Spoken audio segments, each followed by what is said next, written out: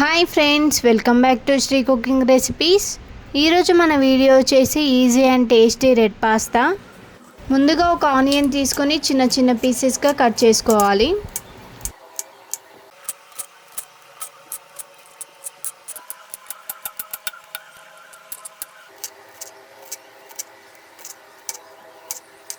చూసారుగా, ఈ విధంగా చిన్న చిన్న పీసెస్గా కట్ చేసుకోవాలి. ఇప్పుడు ఒక క్యాప్సికమ్ తీసుకొని హాఫ్ పీస్ మాత్రమే కట్ చేసుకోవాలి. మనం తీసుకునే క్వాంటిటీకి హాఫ్ పీస్ క్యాప్సికమ్ సరిపోతుందండి.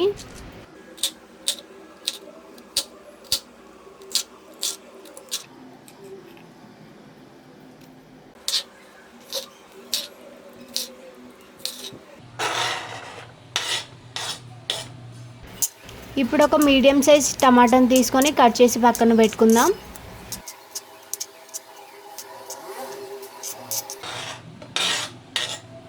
ఇప్పుడు ఒక మిక్సీ జార్ తీసుకొని మనం ముందుగా కట్ చేసి పెట్టుకున్న టమాటాని వేసి, అలాగే ఇందులో 5 to 6 వెల్లుల్లి రెబ్బలను కూడా వేసుకొని బాగా గ్రైండ్ చేసుకోవాలి.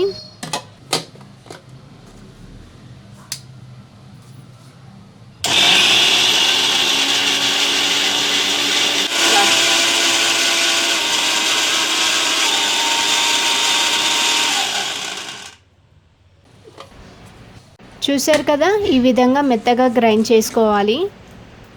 ఇప్పుడు స్టవ్ పై ఒక ప్యాన్ పెట్టుకొని 2-3 గ్లాసెస్ వాటర్ని వేసుకోవాలి.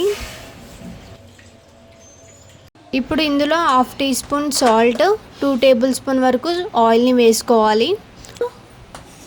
ఆయిల్ వేసుకోవడం వల్ల పాస్తా అనేది మెత్తగా అవ్వకుండా మంచిగా స్టిక్కీగా కుక్ అవుతాయి. ఇప్పుడు ఇందులో 1 కప్ స్ప్రింగ్ పాస్తాను వేసుకుంటున్నాను. దీన్ని 90% వరకు మాత్రమే కుక్ చేసుకోవాలి. 100% కుక్ చేసుకుంటే ఇది నెక్స్ట్ ప్రాసెస్లో ఇంకెక్కువ కుక్ అయిపోయి చిన్న చిన్న పీసెస్గా విరిగిపోతాయి. చూసారు కదా, మనం ఇలా చేతితో అనేటప్పుడు ఇలా స్ప్రింగ్ లాగా అనిపించాలి.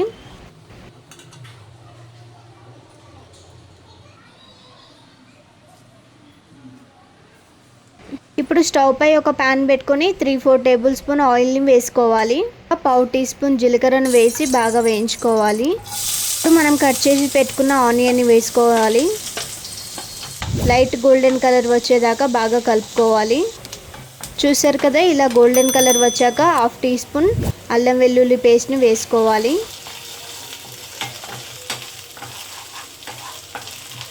ఇప్పుడు 1/2 టీ స్పూన్ పసుపును వేసి బాగా కలుపుకోవాలి.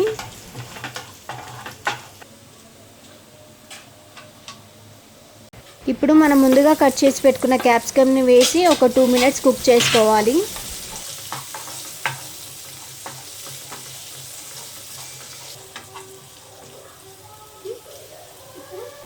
ఇప్పుడు మనం గ్రైండ్ చేసి పెట్టుకున్న టమాటో పేస్ట్ని వేసుకొని పచ్చివాసన పోయేదాకా ఒక 2-3 మినిట్స్ కుక్ చేసుకోవాలి.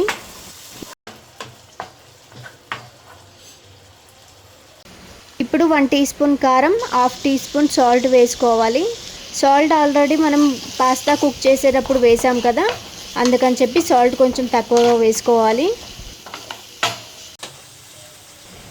ఇప్పుడు మనకు షాప్లో దొరికే పాస్తా మసాలాను 1 టీ స్పూన్ వేసుకోవాలి.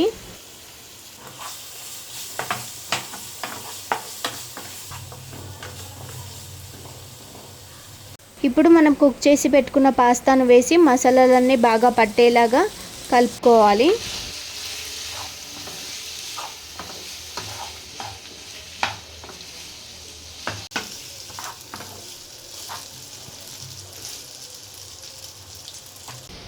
ఇప్పుడు 2 టేబుల్ స్పూన్ వరకు tomato sauce, 1 tablespoon soya సాస్ను వేసి ఒక 2-3 మినిట్స్ బాగా కలుపుకోవాలి.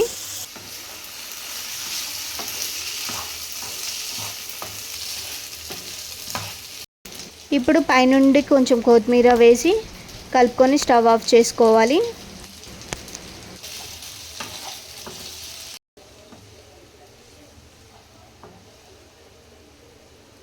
ఇప్పుడు ఒక సర్వింగ్ ప్లేట్ తీసుకొని సర్వ్ చేసుకోవడమే.